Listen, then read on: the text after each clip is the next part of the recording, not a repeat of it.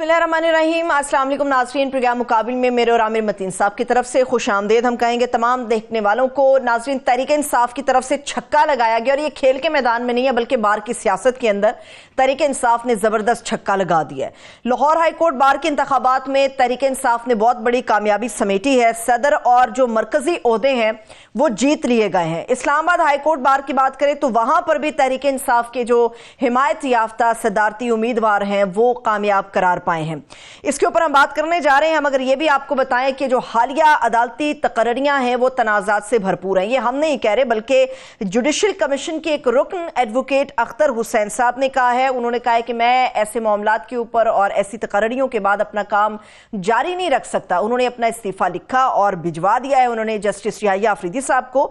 ये इस्तीफा किस कदर असरात अपने छोड़ेगा इसके ऊपर भी मुफस्सल गुफ्तगू करेंगे और पाकिस्तान की क्रिकेट के मैदान में रिवायती हरीफ भारत से शर्मनाक शिकस्त के ऊपर भी बात होगी। ये हमारा आज का प्रोग्राम मुकाबिल का सारा एजेंडा है जिसके ऊपर हम डिस्कस करने जा रहे हैं।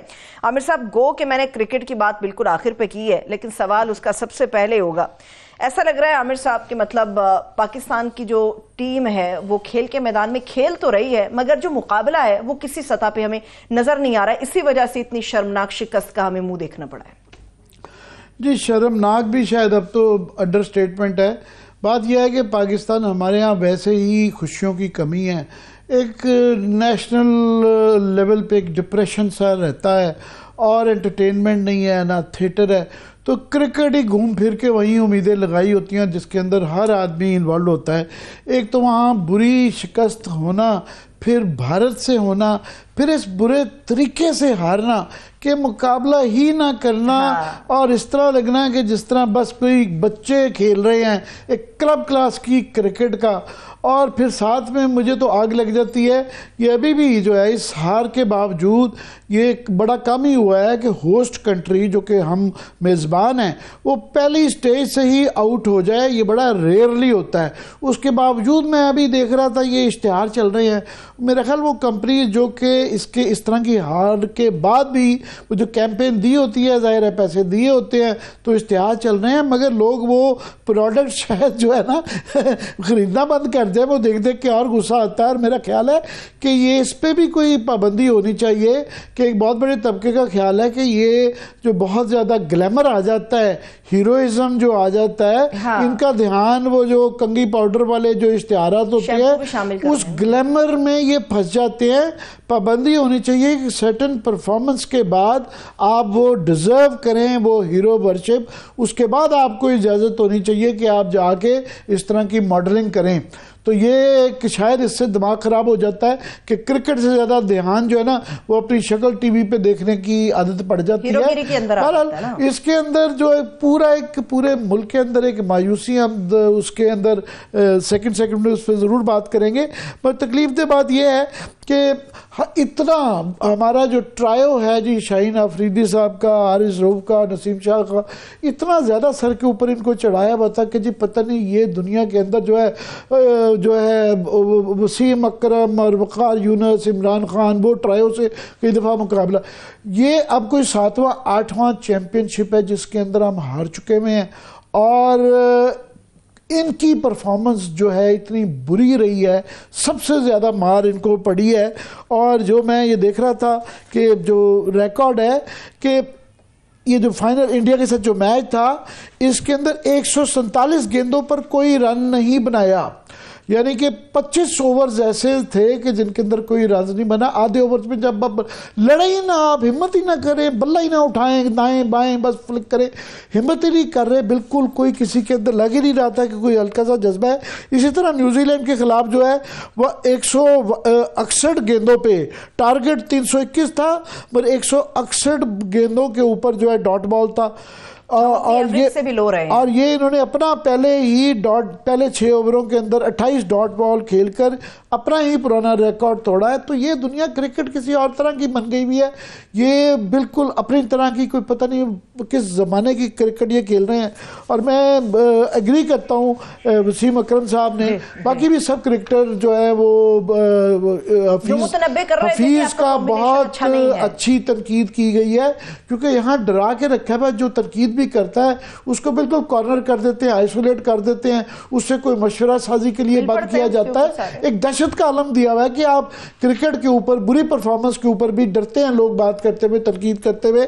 पर मैं वसीम अकरम बिल्कुल जी अभी वो टाइम आ गया है कि इतने ज़्यादा मैचेस, इतनी चैंपियनशिप्स हार गई हैं कि सीनियर्स को इनको फ़र्क करें, इनको बाहर निकालें। होंगे बाबर आजम अपने ज़माने में नहीं परफॉर्म कर रहे तो ये सारे बाकी जो है क्रिकेट फुटबॉल बॉलर्स भी एंड क्रिकेटर्स भी जो है, बैटर्स भी जो है, इन सारों को बाहर बिठाएं, जो है नए को बिल्कुल वो करवाना चाहिए। 5 मैचों में सारे बॉलर्स ने मिलाकर 60 की एवरेज से 24 विकेटें ली हैं। ये 5 मैचों में सारे बॉलर्स को मिला के 60 की एवरेज से टोटल 24 विकेटें हैं। ये वसीम अकरम के स्टेटिस्टिक्स बता रहा हूँ। और उनका जी इस साल 14 ममालिक की टीमें हैं जिनमें अमान और अमेरिका भी शामिल है। पाकिस्तान की बॉलिंग जो है दूसरे बदतरीन पे है, यानी 11वें नंबर पे 12 टीमों में अमेरिका और अमान जिस कैटेगरी में हैं, हम उनमें से भी जो है ना पीछे बुरी हमारी परफॉर्मेंस रही हुई है। मुझे तकलीफ होती है कि हमारा तो है ही है। मुझे श्रीनगर पिछले 2-1 साल पहले जाने का मौका मिला था, तो मैंने वहाँ पे ऐसे ही लोग बड़ी आपसे पाकिस्तान के मतलब बात करना चाह रहे हैं, तो मैंने ऐसे ही पूछ लिया कि आप हमारे से क्या उम्मीद रखते हैं। उन्होंने कहा जी बाकी तो चीज़ें छोड़े, ये आप जब क्रिकेट में इंडिया से हारते हैं ना, उनका जी हम सारी रात, अगर पाकिस्तान जब चैंपियंस ट्रॉफी का एक मैच वो जब जीता था उस वक्त उन्होंने कहा कि सारी रात चरागाह होता रहा श्रीनगर में। अच्छा। और वहाँ पे जो सिक्योरिटी फोर्सेस है इंडिया की वो बंद हो जाती हैं, थानों में, अपनी यूनिटों में कोई निकलता नहीं है, और सारा रात जो हम चरागाह करते हैं, यहाँ पे शोर शराबा रहता है। और जब आप हार जाते हैं, उन्होंने कहा वो सारी रात जो है ना सिक्योरिटी फोर्सेस जो इंडिया की हैं वो आतिशबाजी करती हैं और पूरा कश्मीर अपने घरों के अंदर अंधेरा करके बैठा होता है। तो ये छोटी छोटी खुशियां हैं कि हारना जीतना चलता है। हमें तो कहा था सर्जरी करनी है, हो गई है या अभी होनी है? सर्जरी वो हर दफा हारने पे सर्जरी होती है। और शर्म की बात यह है कि ऐसे मौक़ों पे तहजीब याफ्ता या ऑनरेबल क्रिकेटर जो है वो रिज़ाइन कर देते हैं।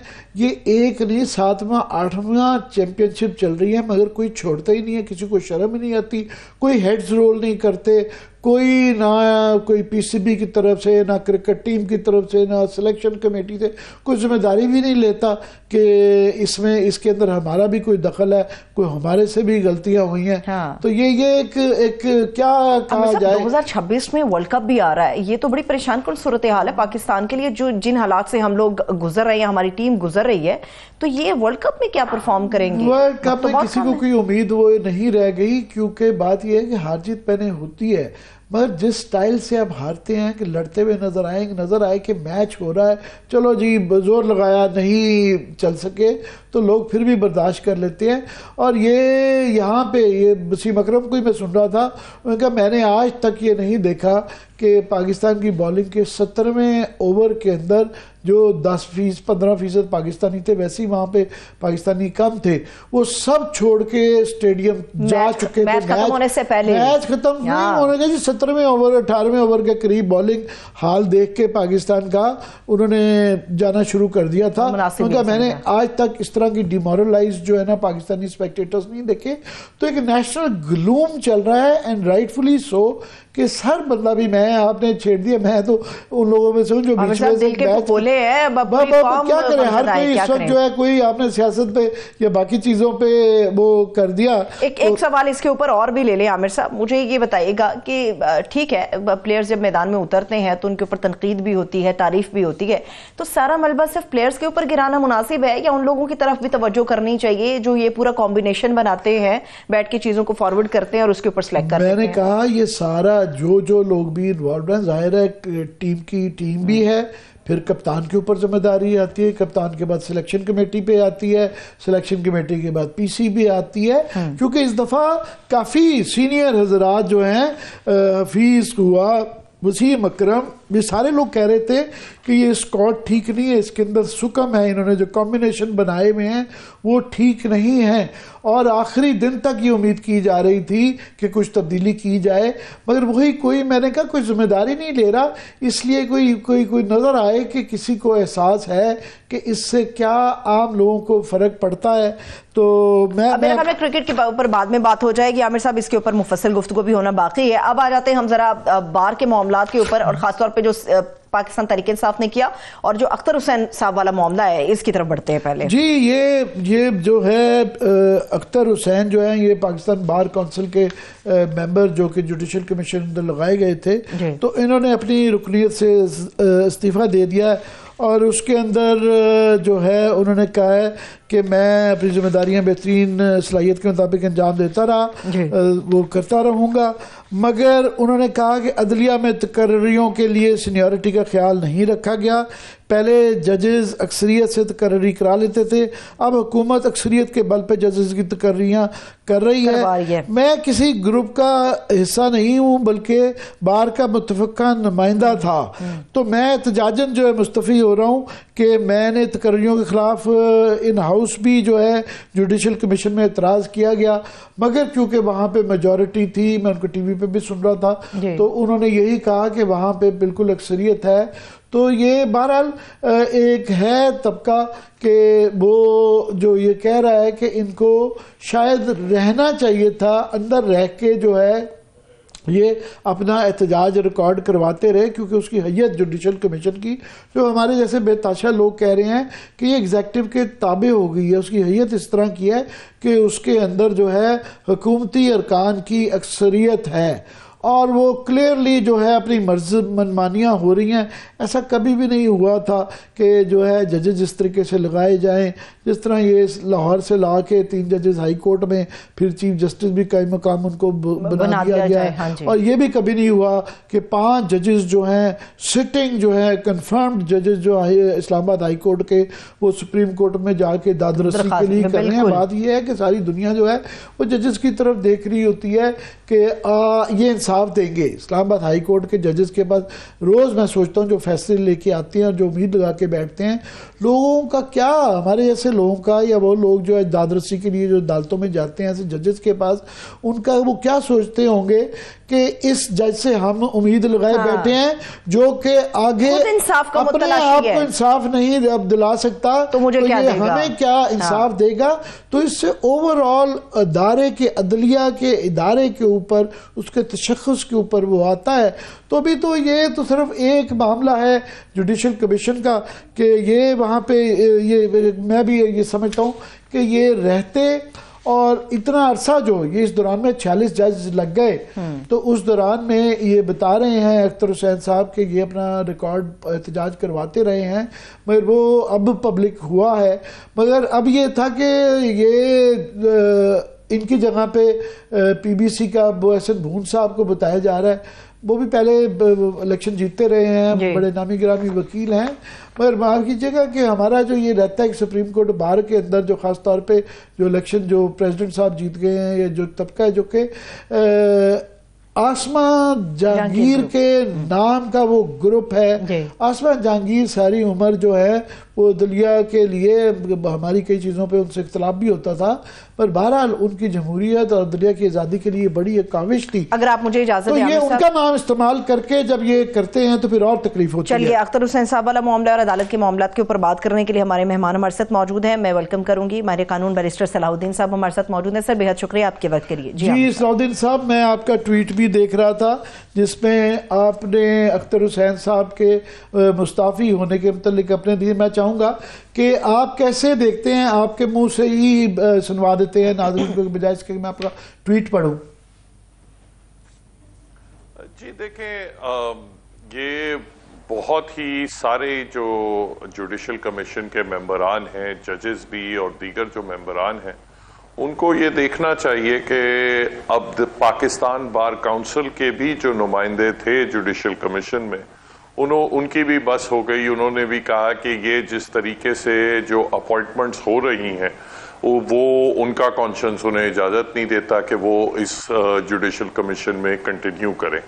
मैं समझता हूं कि बेहतर तो शायद ये होता कि डे वन से रेजिस्टेंस होती, उसमें जिस तरीके से आईनी बेंचेस बनाई गई, जिस तरीके से कोर्ट पैकिंग की गई, मगर ये एक बड़ी बात है कि पाकिस्तान बार काउंसिल के जो नुमाइंदे हैं और जो अख्तर हुसैन साहब बड़े रिस्पेक्टेड सीनियर लॉयर हैं, ये शायद उनका 6ठा साल है, 3 बार लगातार पाकिस्तान बार काउंसिल ने उनको नॉमिनेट किया है एज मेंबर जुडिशल कमीशन, और उनका यहाँ मुस्ताफ़ी होना कि ये कहना कि जिस तरीके से इस्लामाबाद हाई कोर्ट में ट्रांसफर्स किए गए हैं तो उनका ज़मीर इजाज़त नहीं देता कि वो उसमें कंटिन्यू करें जुडिशल कमीशन में। तो ये जो जज साहिबान भी जो जुडिशल कमीशन में बैठे हैं, उनको भी इस चीज़ पे सोचना चाहिए कि किस हद तक जुडिशरी की जो सबजुगेशन है वो बर्दाश्त करने के लिए तैयार है। जी, मैं आपके ट्वीट में देख रहा था कि एक किस्म का ये अदलिया के तशख्खुस के ऊपर एक थप्पड़ है कि उनका बहरहाल सिंबॉलिकली इस तरीके से करना। मतलब एक तबका था जो ये कहता था कि ये आप जो समझ रहे हैं आईनी अदालतों पे हैं, बहरहाल जज ही होते हैं, वो आएंगे तो ज़रूरी नहीं है कि वो बिल्कुल एग्जेक्टिव के उसके मुताबिक चलेंगे और वहाँ से रेसिस्टेंस आएगी। मगर हमने देखा कि स्वाय सिंध हाई कोर्ट के एक जज के जिन्होंने इस्तीफ़ा दिया कि मैं आईनी अदालत का हिस्सा नहीं बनना चाहता, जनरली एक कैपिचुलेशन कह लें या एक सबमिशन कह लें, हमें जज हजरात की तरफ से वो रेसिस्टेंस मज़ामत नज़र नहीं आई। देखें, जो जुडिशल कमीशन बनाया गया उसमें एक तो आईनी बेंच के सरबराह को उसमें शामिल किया गया और आईनी बेंच के जो सरबराह हैं वो फिर दोबारा हुकूमत ने ही बेसिकली सिलेक्ट किया। दूसरा आप देखें कि रेजिस्टेंस जो है, अगर आप सुप्रीम कोर्ट में देखें तो 4-5 जजेस ने, एक मंसूर अली शाह और अकील अब्बासी साहब ने एक ऑर्डर के थ्रू, उसके बाद 4 जजेस का जिसमें अतहर मिनल्ला साहब, मुनीब अख्तर साहब, शायद आयशा मलिक साहिबा शामिल थी, उन्होंने ख़त भी लिखे हैं। यहाँ सिंध हाई कोर्ट में ये जस्टिस उमर सयाल साहब ने ये आईनी बेंचेस में बैठने से इनकार कर दिया। इस्लामाबाद हाई कोर्ट में 5 जजेस ने बाकायदा पिटिशन फाइल की हुई है। तो ये कहना कि बिल्कुल रेजिस्टेंस नहीं आई, वो मैं समझता हूँ एक्यूरेट नहीं होगा, मगर ये ज़रूर है कि बाकी जज साहिबान को भी सोचना चाहिए। और जिस तरीके से अख्तर हुसैन साहब ने भी बहरहाल जुर्रत का मुजाहरा किया, अब ये अलग बात है कि अब उनके बाद कौन आता है पाकिस्तान बार काउंसिल की तरफ से जो बिल्कुल ही हुकूमत की ख्वाहिश पे अगर अंगूठा लगाने के लिए आते हैं। मगर ख़ास तौर पे जज साहिबान को भी जो जुडिशल कमीशन में बैठे हैं उनको भी सोचना चाहिए। और दीगर जो मामलात हैं कि 26वीं तरमीम के पिटिशने जो अभी तक अब 3 से ज़्यादा महीने हो गए हैं, 4था महीना चल रहा है, वो पिटिशन अभी तक चलने का उसका आसपास भी नहीं है। तो इन चीज़ों पे सोचना चाहिए, नहीं तो हम इदारे में बैठे हुए लोग ही इदारे की बर्बादी के जिम्मेदार रहेंगे। जी, मैं बैरिस्टर साहब इसलिए कह रहा था कि मज़ामत नहीं है कि पीसीओ के जब जज लगाए गए थे, खैर वो एक शायद इतनी रेलेवेंस ना भी हो मगर है भी, तो वो शर्मिंदा रहते थे। यहाँ वो शर्मिंदगी या नदामत नज़र नहीं आती जो आप जिक्र कर रहे हैं। 5 जजेस का इस्लामाबाद हाई कोर्ट के जो कि पिटिशन जिन्होंने फाइल की है, वो तो बेचारे विक्टिम हैं, उनके साथ तो ज्यादती हुई है। कई दफ़ा जो उनके ऑब्जर्वेशंस आती हैं वो उससे भी नहीं नज़र आता कि कोई वो डिफेंसिव पे हैं, वो तमगा समझा जा रहा है। सर आमिर साहब, मैं तो उसको स्लाइटली डिफरेंटली देखता हूं। मैं समझता हूं कि जब भी कोई जज जो है वो अपनी एक्शंस जस्टिफाई करे बेंच पे बैठ के, केसेस के दौरान अपना कलमात एक्सचेंज होते हैं, जो रिपोर्ट भी होते हैं, तो जज अगर वहां बैठ के अपनी एक्शंस जस्टिफाई करना शुरू कर दे तो सर्टेनली कुछ वो नदामत महसूस होती है कि उन्हें जस्टिफिकेशन की जरूरत पड़ती है। उसी तरह जब अब चीजें होने लगे कि जजेस जो हैं वो बाकायदा प्रेस कॉन्फ्रेंसेस करें, प्रेस को मद्दू करके खुद press I think that is possibly the first time in Pakistan history के चीफ जस्टिस ने बाकायदा प्रेस कॉन्फ्रेंसेस की हैं, तो उसमें सर्टेनली एक प्रेशर तो है जो वो महसूस करते हैं कि पब्लिक को जस्टिफाई करने की जरूरत है कि हम क्यों ये कर रहे हैं, क्यों ये नहीं कर रहे। तो मैं समझता हूं ये नहीं है कि उन्हें बिल्कुल एहसास नहीं है। मगर चीफ जस्टिस साहब का ये जो हाल ही में प्राइम मिनिस्टर और उनके पूरी टीम के साथ जो मुलाकात और जिस तरीके से वो फिर तस्वीरें पब्लिक आई और उसके बाद जो प्रेस रिलीज गवर्नमेंट की आई कि उसके अंदर उन्होंने सियासी सिक्योरिटी के ऊपर, सियासत के ऊपर, बलूचिस्तान के मिसिंग पर्सनस के ऊपर और इवन इकोनॉमी के ऊपर हुकूमती प्रेस रिलीज के अंदर जिक्र किया गया, जिसका डिनायल अभी तक सुप्रीम कोर्ट से नहीं आया। उन मुलाकातों का किए जाना और उसके बाद फिर जो है अपोजिशन के साथ, पीटीआई के साथ भी मुलाकात करना, तो ये क्या मुनासिब कॉन्डक्ट है? देखिए, मैं समझता हूं कि ये चीफ जस्टिस का कोई काम नहीं है कि वो गवर्नमेंट से नेशनल सिक्योरिटी के ऊपर या मईशत के ऊपर वो गुफ्तगू कर रहा हो। माजी में चीफ जस्टिस को कुछ ऐसे एडमिनिस्ट्रेटिव मामलात होते हैं जिसमें गवर्नमेंट की कोऑपरेशन की जरूरत होती है। माजी में तो ऐसा हुआ है कि या रजिस्ट्रार की जिम्मेदारी लगाई जाती है कि आप गवर्नमेंट से इस पे बात करें, या अटॉर्नी जनरल को मद्दू किया जाता है कि ये इश्यूज हैं, ये आप गवर्नमेंट से टेकअप करें। मगर बाकायदा यूजुअली चीफ जस्टिस अवॉइड करते हैं private meetings with government heads, क्योंकि उससे एक आंसर आता है कि शायद कोई पार्शियलिटी ना हो। गवर्नमेंट आफ्टर ऑल सबसे बड़ी लिटिगेंट होती है केसेस में, इसलिए माजी में तो कोशिश की गई है कि इस किस्म की निजी मीटिंग्स ना हो। दूसरी तरफ और मीटिंग्स में भी गवर्नमेंट की तरफ तो कहा है, चीफ जो सुप्रीम कोर्ट की प्रेस रिलीज आई थी उसमें तो कहा था कि जुडिशल पॉलिसी मेकिंग के हवाले से, मगर गवर्नमेंट की जो प्रेस रिलीज आई उसमें तो बाकायदा और भी बहुत सारे सब्जेक्ट्स थे। फिर उसके फौरन बाद ऑपोजिशन लीडरान को भी बुलाया गया।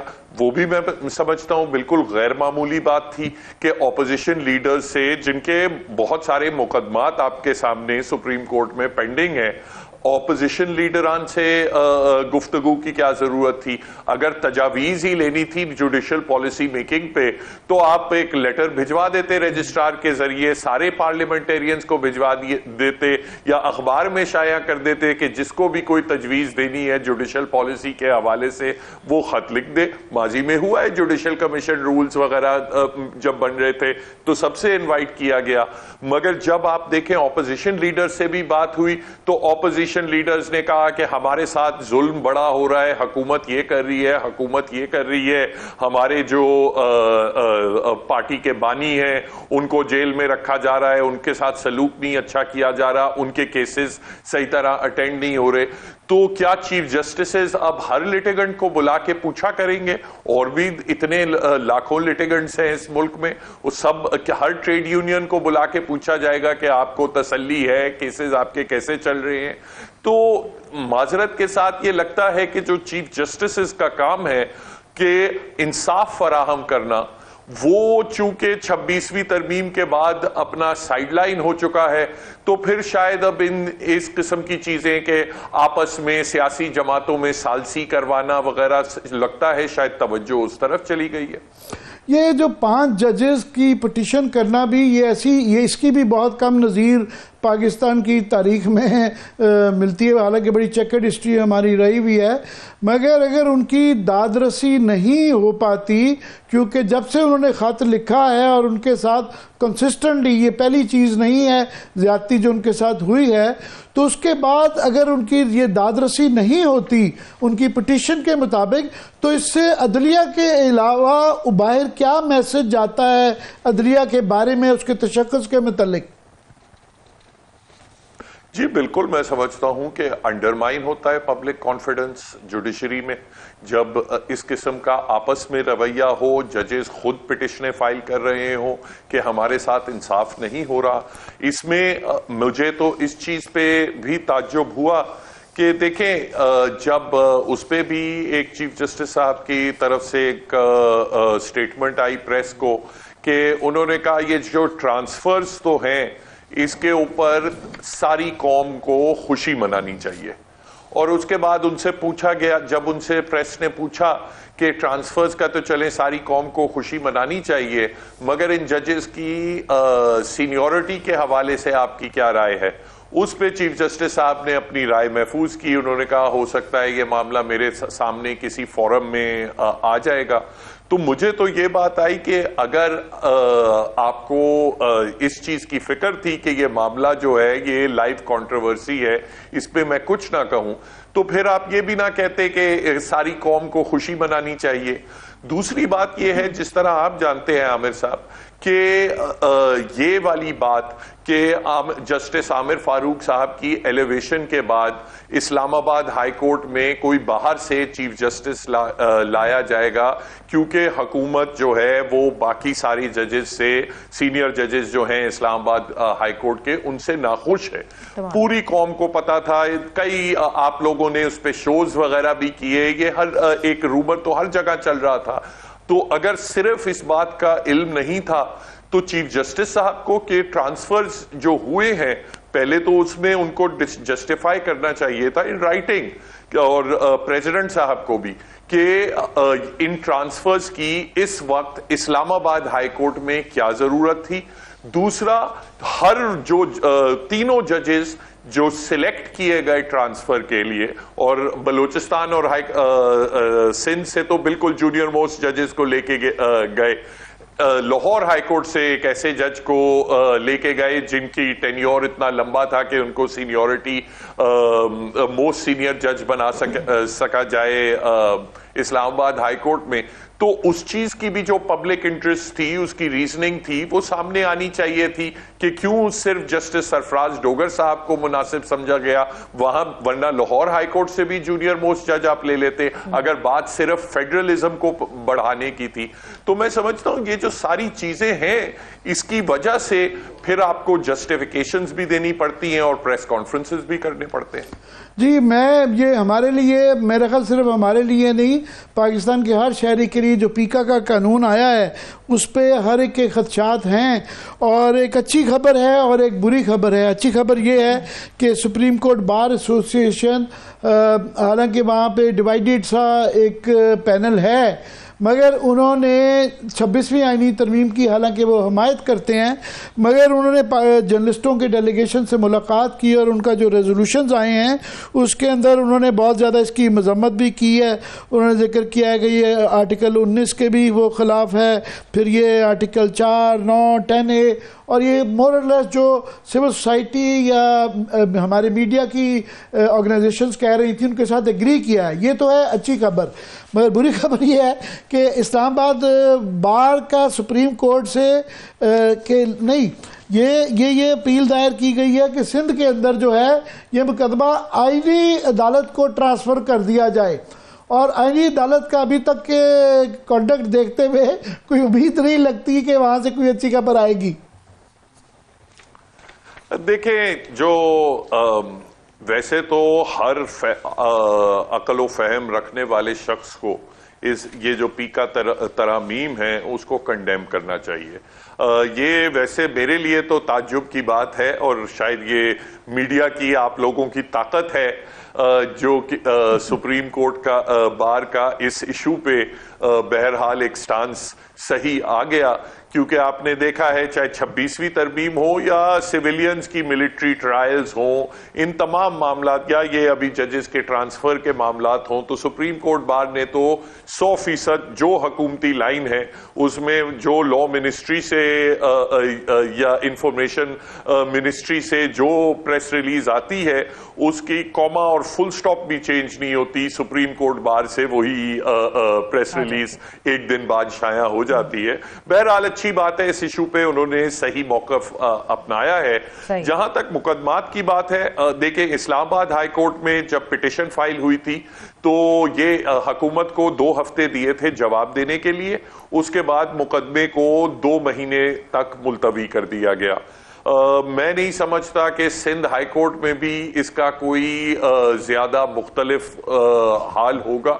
बात यह है कि जब आप कोई कानून चैलेंज करने जाते हैं, हुकूमत के खिलाफ जा रहे होते हैं और हुकूमत ही आपको एक बेंच बना के देती है कि ये जज साहिबान आपके केस सुनेंगे, तो मैं नहीं समझता कि कोई भी सेंसिबल लिटिगेंट कोई बहुत ज्यादा उम्मीद या तवक्को लगा के बैठेगा। सही है, बहुत बहुत शुक्रिया। वो जो मैक्सिम है कि इंसाफ होना नहीं, इंसाफ होता हुआ नजर भी आना चाहिए, यहाँ कोशिश भी नहीं की जाती कि नजर आए इंसाफ हो। तो बहुत बहुत शुक्रिया, thank you so much. Barrister Salahuddin Ahmed साहब हमारे साथ मौजूद थे। अब जरा बार इलेक्शंस के ऊपर बात कर लेते हैं। आमिर साहब, आपकी इजाजत से हमारे अगले मेहमान भी, मौजूद मेहमान भी हमारे साथ मौजूद हैं, उनका तारीफ करा देती हूँ। साबिक सदर Lahore high court bar Asad Mansoor Bhatt साहब हमारे साथ मौजूद है। बहुत शुक्रिया सर आपके वक्त के लिए। जी भट्ट साहब, बहुत बहुत शुक्रिया हमारे लिए वक्त निकालने का। बार के इलेक्शंस में हम देख रहे थे कि लाहौर से तो पहले की तरह जो है आपका ग्रुप स्वीप कर गया है, तीसरी दफ़ा गालबन। जो इस्लामाबाद हाई कोर्ट में भी सदर जो है वो अब आपका आ गया है, तो क्या इसकी क्या सिग्निफिकेंस है? क्योंकि वकला का सुप्रीम कोर्ट के बार के बाद एक ये तासुर बन गया था कि बड़ा एक एम्बिवलेंट और एक वहाँ पे भी एक तकसीम चल रही है।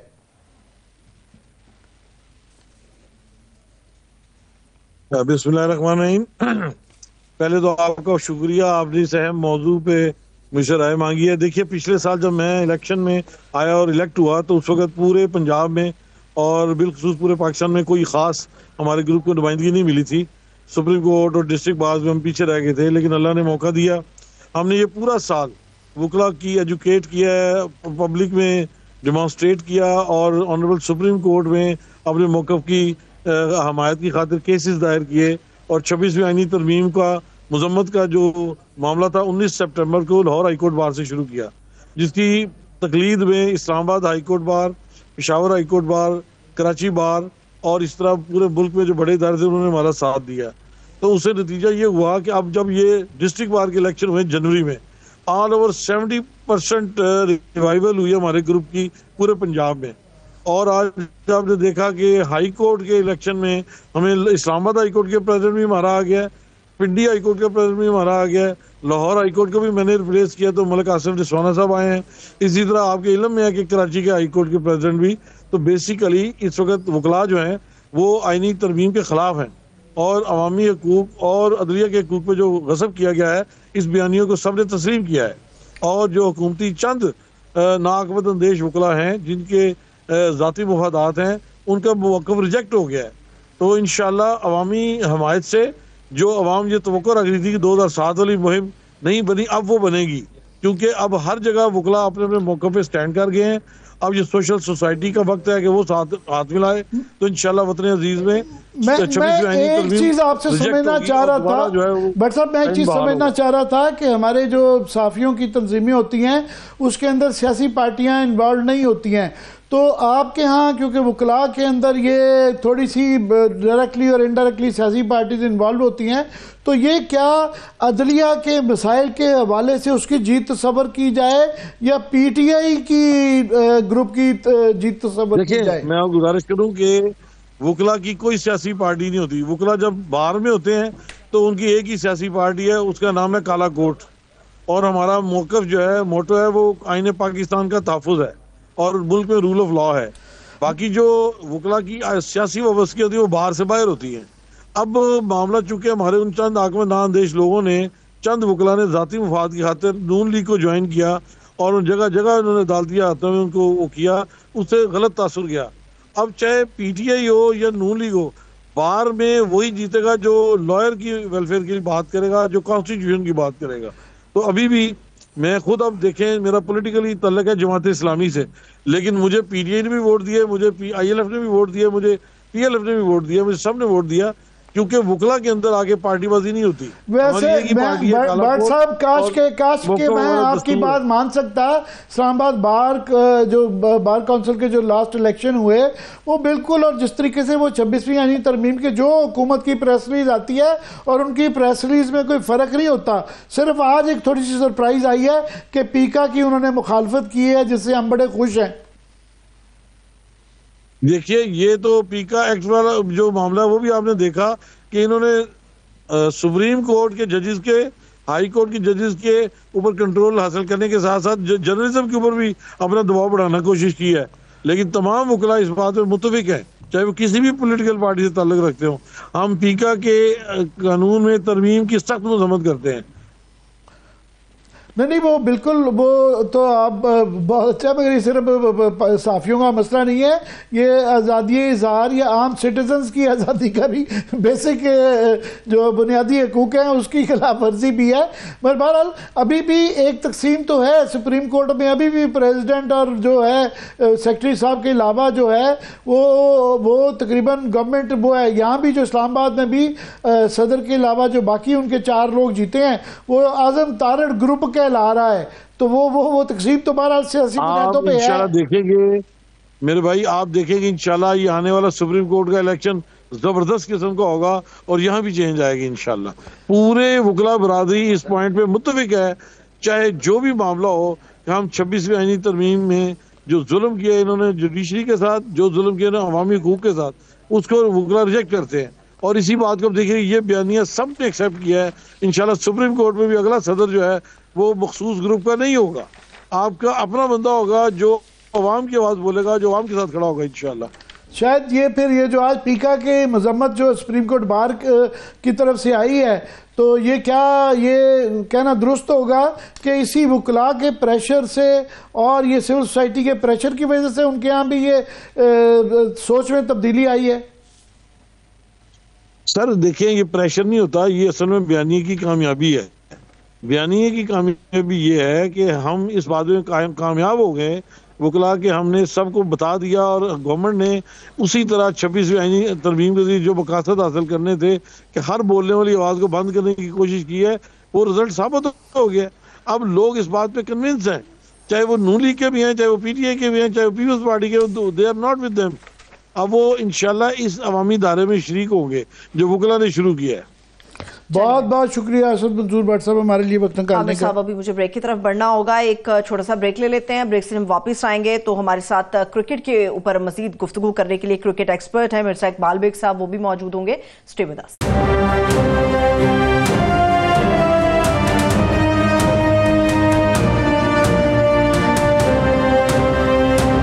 ब्रेक के बाद एक मरतबा फिर से खुश आमदेद कहेंगे तमाम देखने वालों को। क्रिकेट पर एक मरतबा फिर से हम बात करने जा रहे हैं और इस मरतबा ज्यादा मुफस्सल अंदाज में गुफ्तगू करने जा रहे हैं। क्रिकेट एक्सपर्ट मिर्जा इकबाल बेग साहब हमारे साथ मौजूद हैं।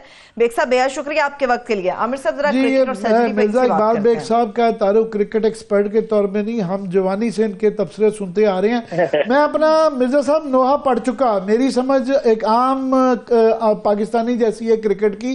जरा हमें समझाएं कि ये जो हजीमत बर्दाश्त करनी पड़ी है ये क्या हुआ है हमारे साथ? बहुत बहुत शुक्रिया आमिर साहब, और सरवत आपका भी बहुत शुक्रिया। दरअसल कल ही पाकिस्तानी क्रिकेट टीम जब हारी थी तो कल ही शाम गरीबा मुनक्किद हो गई थी, और आज जो है उसके कॉफर में आखिरी की चुकी है। ने बांग्लादेश को हरा दिया तो पाकिस्तान इस टूर्नामेंट से आउट हो गए। तो अब आप देखें कि जो क्रिकेट की दिगरदू सूरत हाल है आमिर साहब, उस सूरत हाल का अगर आप जायजा लें तो पाकिस्तान क्रिकेट बजाय बुलंदी की तरफ जाने के पस्ती की तरफ गामजन है। वो क्या अवामिल है जिनकी वजह से पाकिस्तान क्रिकेट को ये दिन देखना पड़ रहा है? दरअसल यहाँ पर गैर जो इनकॉम्पिटेंट लोग, right man for the right job होना चाहिए, वो नहीं है। पाकिस्तानी क्रिकेट टीम की आप सिलेक्शन कमेटी की बात कर लें, सिलेक्शन कमेटी में ऐसे अफराद शामिल किए गए हैं। अब मुझे बताएं, अलीम डार दुनिया के बेहतरीन अंपायर में से एक थे। कहीं आपने सुना है कि दुनिया में किसी मुल्क का कोई अच्छा अंपायर उसका सिलेक्टर बन गया हो? अलीम डार साहब को इन्होंने सिलेक्शन कमेटी में रख लिया। इसी तरीके से आपने देखा है दुनिया में डाटा एनालिस्ट जो है वो हेल्प आउट करते हैं, मदद करते हैं, लेकिन यहाँ डाटा एनालिस्ट को एज अ सिलेक्टर रख लिया गया और उसको भी पैसे मिल रहे हैं। इन सबको तनख्वाहें मिल रही है लाखों रुपए महाना। और आकिब जावेद हैं इस सिलेक्शन कमेटी में, अजहर अली पाकिस्तान के कप्तान रहे, उसके अलावा असद शफीक, इन सबको मिलाकर आखिर इनको इतना नजर नहीं आया। एक आम बच्चे को भी पता था आमिर साहब के इस तरह की विकेट्स पर एक स्पिनर से काम नहीं चलेगा। हर टीम ने किसी ने 3, किसी ने 4, इवन इंडिया ने तो 5 स्पिनर अपने 15 रुपये स्क्वाड में शामिल किए। आपने एक स्पिनर शामिल कर लिया, आपने एक ओपनर शामिल कर लिया। दरअसल टीम का इंतखाब जो है वो पसंद नापसंद की बुनियाद पर हुआ, जिसका खमियाजा हमें भुगतना पड़ा। पाकिस्तानी टीम के कप्तान मोहम्मद रिजवान अपने मनपसंद खिलाड़ी को लाना चाहते थे। एक आध क्रिकेटर जो है वो सियासी असर रसूख की वजह से पाकिस्तानी टीम में शामिल हो गए। तो ये सारी सूरत हाल जो है वो पाकिस्तान क्रिकेट के खिलाफ गई। और फिर इसमें जो हेल्म ऑफ अफेयर्स पर है वो पाकिस्तान क्रिकेट बोर्ड, जो खुद इसमें मसरूफ है, और उनका ये कहना था अब से कुछ दिन पहले एक प्रेस कॉन्फ्रेंस में कि जनाब मैं तो क्रिकेट को नहीं समझता, इसलिए मैं वकार यूनुस को लेकर आ रहा हूँ, क्रिकेट के मामला वकार यूनुस देखेंगे और बाकी एडमिनिस्ट्रेटिव उमूर मैं देखूंगा। लेकिन क्या हुआ, जब वकार यूनुस को पता चला कि 50 लाख रुपए महाना मेंटोर को दिए जा रहे हैं, तो उन्होंने क्या किया, उन्होंने कहा नहीं मैं ये काम नहीं कर सकता, मैं मेंटोर बन जाता हूँ।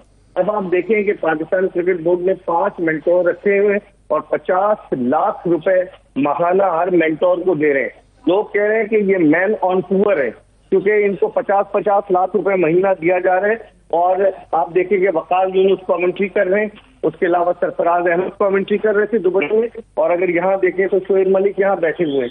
मतलब इस तरह से खजाने का मुंह खोल दिया गया कि क्रिकेट की बेहतरी के बजाय क्रिकेट की तनसली हो रही है। तो इसकी जिम्मेदारी किस पर आयद होती है? दरअसल जो पीसीबी के हेल्म ऑफ अफेयर्स पर है, मान लिया उनको क्रिकेट के बारे में नहीं पता, वो दूसरों पे रिलाय कर रहे हैं, लेकिन उनके इर्द गिर्द के जो मुशीर है वो क्या कर रहे हैं? अभी आप देखेंगे किसी ने नकवी साहब को मशवरा दे दिया कि आप जो है वो एक कैंप लगा दें कि हार्ड हिटिंग बैट्समैनों के लिए आप एक कैंप लगा दें कि जिससे छक्के मारना सीखें। अब वो अब्दुल रज़ाक को उसकी जिम्मेदारी सौंप दी गई। डोमेस्टिक सीजन के दौरान इन्होंने एक ऐसा कैंप लगा दिया कि जिस कैंप की बदौलत जो है खिलाड़ियों को बजाय फायदे के नुकसान ही हुआ, क्योंकि बाद खिलाड़ी डोमेस्टिक क्रिकेट खेल रहे थे और वो डोमेस्टिक क्रिकेट खेलने के बजाय वो चले गए जनाब अली वहां उसमें कैंप में। तो बहुत सारी चीजें, बहुत सारे मसाइल है। अब वक्त आ गया है, आपका कप्तान जो है वो जिम्मेदारी करने के बजाय अल्लाह पे छोड़ देता है। अल्लाह भी कहता है कि भाई मेहनत करोगे तो उसका सिला दूंगा। तो क्या क्या बताऊं, वक्त मुख्तसर है, कभी आपके साथ तफसीली प्रोग्राम करूंगा तो मैं आपको बताऊंगा कि पाकिस्तान क्रिकेट की तनज़ुली की वजूहात क्या है, कौन लोग हैं इसके जिम्मेदार। एक तो सियासी जो मदाखलत है कि सियासी बुनियादों पर अगर चेयरमैन का तकर्रुर होगा, इन चेयरमैन के अलावा भी मैं बात करूं कि नजम शेठी साहब नवाज शरीफ साहब की वजह से आए, ज़का अशरफ साहब पीपल्स पार्टी से कनेक्शन की वजह से, फिर उसके बाद जो थे आपके एहसान मानी, रवीज राजा, इमरान साहब के कनेक्शन की वजह से आए। तो सारे लोगों का अगर सियासी बुनियादों पर तकर्रुर होगा तो फिर वो गैर जागीरदार कैसे रह सकेंगे? आमिर साहब, आप तो इतने अरसे से इस जर्नलिज्म की फील्ड में आपने एक उम्र गुजार दी है, धूप में बाल नहीं सफेद किया आपने। आप मुझे बताएं ना कि पाकिस्तान क्रिकेट किधर जाएगी अगर आपकी मुदाखलत होती रहेगी? मैं तो सियासत की सियासत समझता हूँ, ये मुझे लगता है क्रिकेट में ज्यादा सियासत होती है, सो मुझे भी इसी तरफ लग जाना चाहिए। 2 मिनट आमिर साहब। बिल्कुल आप इसी तरफ लग जाएं, क्योंकि इसमें जॉय ट्रिक्स भी हैं लोगों के, इसमें लोगों को बहुत सारी चीजें, आपने देखा होगा मारूफ एंकर जो है वो आपको दुबई में नजर आते होंगे, कभी वो किसी के साथ तस्वीर लगाते हैं, वो भी जाते हैं जॉय ट्रिक पर, वो अपने खर्चे पर तो नहीं जाते। तो क्रिकेट में पैसा बहुत है आमिर साहब, बस सिर्फ नजरे करम की जरूरत है। जो हेल्म ऑफ अफेयर्स पर हो, अगर उसकी नजरे करम आप पर हो जाए तो आदमी कहाँ से कहाँ चला जाए। ये मुझे दुनिया भर में ये होता है कि इस तरह की बुरी परफॉर्मेंस की एक नहीं है, कोई 7वें के करीब जो है चैंपियनशिप है, टूर्नामेंट है जो हम हार रहे हैं, मगर कहीं नहीं सुना है किसी ने रिजाइन किया हो या कोई शर्मिंदा हो वो कहे जी बस मैं घर चला जाता हूँ। सर ये पाकिस्तान है, लोगों में इतनी अखलाकी जुर्रत है कि इस तरह की चीजों की जिम्मेदारियां कबूल करें। हमारे यहाँ तो निकाला जाता है, इस्तीफा नहीं दिया जाता। अब देखें क्या होता है आइंदा आने वाले दिनों में। आज बांग्लादेश को हरा दिया न्यूजीलैंड ने और पाकिस्तान जो है 2 मैच के बाद ही चैंपियंस ट्रॉफी से बाहर हो गया। तो बहरहाल वो हम यही कि ये भी बड़ा रेयरली होता है कि होस्ट कंट्री जो है पहली स्टेज में ही जो है वो खुद बाहर हो जाए, और चंद खुशियां जो होती हैं क्रिकेट के ज़रिए उम्मीद लगा के बैठे होते हैं शायद मिल जाए, तो शायद हमारी किस्मत में ये खुशियां नहीं थी। बहुत बहुत शुक्रिया मिर्जा साहब आपके वक्त निकालने का। Thank you so much Mirza Iqbal साहब हमारे साथ मौजूद थे, आपके वक्त के लिए बेहद शुक्रिया। आमिर साहब आपका भी शुक्रिया। इजाजत दीजिए, अपना बहुत सा ख्याल रखिए, खुदा हाफिज।